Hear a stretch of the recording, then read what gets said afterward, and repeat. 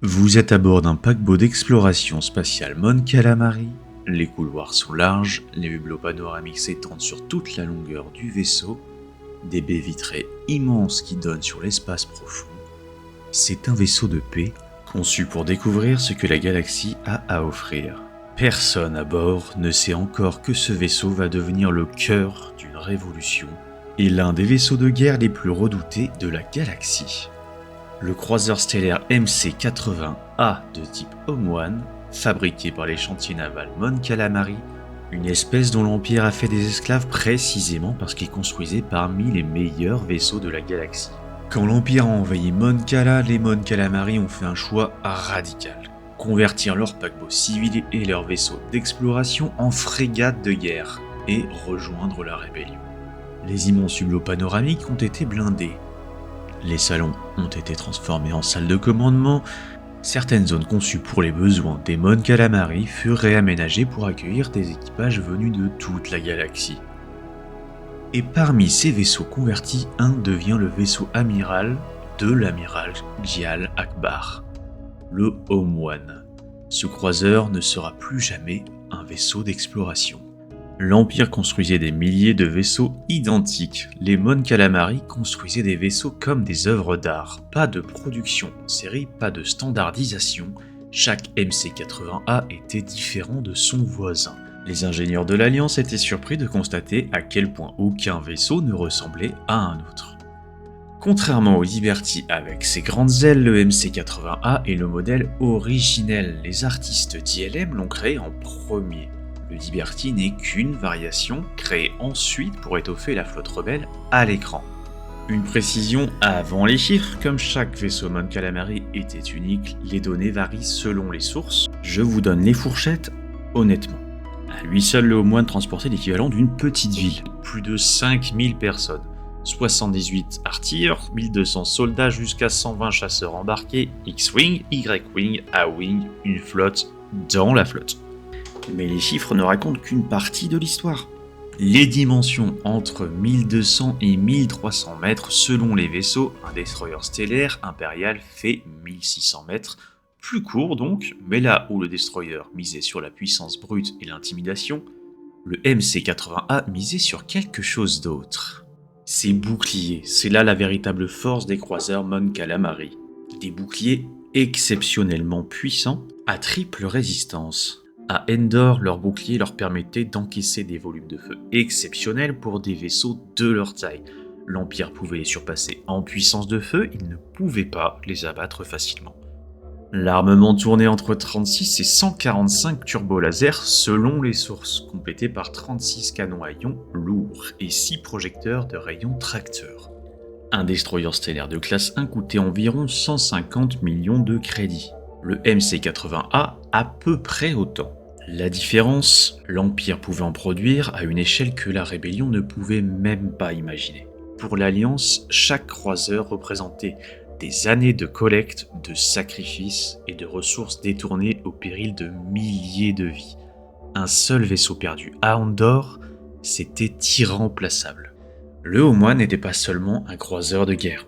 Pendant plusieurs années, c'était le centre nerveux de l'Alliance rebelle. Une partie de l'état-major vivait littéralement à son bord. Mon Mothma, Akbar, les généraux et amiraux qui coordonnaient la guerre contre l'Empire, c'est depuis les ponts du Home-1 qu'ils prenaient leurs décisions. Le jour de la bataille d'Endor, plus de 5000 personnes vivaient à bord. Pendant qu'Akbar coordonnait la bataille depuis le pont, des mécaniciens réarmaient les chasseurs, des médecins préparaient les salles de soins, des techniciens surveillaient les boucliers. Pour chacun d'eux, la victoire ou la défaite de la rébellion se jouait dans les heures qui suivaient. Et même après sa conversion militaire, le Home-1 conservait quelque chose qu'aucun destroyer stellaire ne possédait. L'impression d'avoir été conçu pour être habité, pas seulement pour faire la guerre. Ce vaisseau a été au cœur des moments les plus décisifs de la guerre civile galactique. 18 ans avant la bataille de Yavin, l'invasion de Mon Cala. Le MC-80A Aurora Flare s'est sacrifié en éprenant un destroyer stellaire impérial pour ouvrir un corridor de fuite à la flotte Mon Calamari. Un acte héroïque dont peu de fans connaissent aujourd'hui le nom. La formation de l'Alliance rebelle, le Haut-Moine répond à l'appel de Mon Mothma et rejoint la flotte sur Dantooine. 4 ans après la destruction de la première étoile noire, la bataille d'Endor. La flotte rebelle sort d'hyperespace au-dessus d'Endor. Le bouclier est toujours actif. Calrissian évite la structure de justesse. Puis la flotte impériale surgit derrière la Lune, plus de 11 destroyers stellaires. Depuis le pont du Haut-Moine, Ackbar voit la situation. Sa réaction est immédiate. It's a trap! L'étoile noire ouvre le feu. Parmi ses premières victimes figure le Liberty, détruit en quelques secondes. Ackbar ordonne la retraite, mais depuis le cockpit du Faucon Millennium, Lando Calrissian propose une autre option, engager les destroyers stellaires à courte portée pour empêcher l'étoile noire de tirer efficacement et gagner du temps pour l'équipe au sol. Avec très peu d'alternatives, Ackbar accepte. La bataille d'Endor vient de basculer. La bataille de Jakku. Haut-Moine coordonne la bataille finale de la guerre civile. Ackbar regarde depuis son pont le Starhawk Concorde entraîner le super destroyer Ravager vers la surface de Jakku. Et puis il y a le Nautilian.